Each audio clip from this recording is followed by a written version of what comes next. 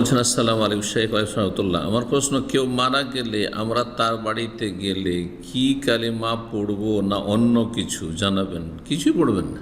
কি কালেমা পড়বেন? কারো বাড়িতে, মৃতের বাড়িতে যাচ্ছেন, সে যে কালেমা পড়তে পড়তে যাবেন, এটি বেদাত।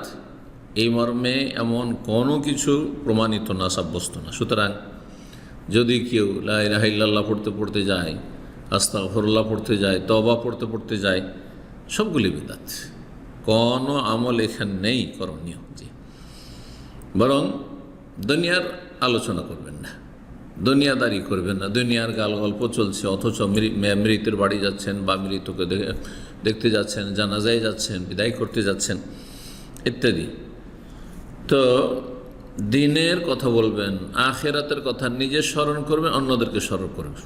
আকসেরু যিকরা হাজিমিল লাজ্জাত, নবী সাল্লাল্লাহু আলাইহি ওয়াসাল্লাম বলেছেন যে মানব জীবনের স্বাদ বিধ্বংসী, যে মানুষের জীবনে স্বাদ রয়েছে, মজা রয়েছে, স্বাদ বিধ্বংসী বিষয়টিকে বেশি বেশি স্মরণ করো। আল মউত, অর্থাৎ মৃত্যু।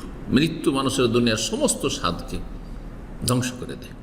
কত স্বাদ ছিল যে অবিবাহিত বিবাহ করব, যার ছেলে মেয়ে হয়নি, ছেলে মেয়ে হবে, তাদেরকে তার প্রতিপালন করব, তাদের এই করব সেই করব। যাদের ছেলে মেয়ে হয়েছে, কচি কাঁচা আছে, তাদেরকে বড় করব। যারা বড় হয়েছে তাদের আরও কিছু করব।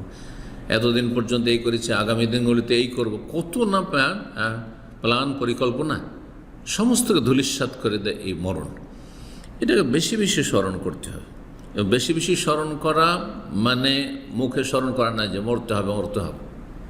বেশি বেশি স্মরণ করা মানে দুনিয়াকে একবারে সংকীর্ণ মনে করা, যে এক্ষুনি আমার দুনিয়া শেষ হয়ে যেতে পারে, এক্ষুনি দুনিয়া শেষ।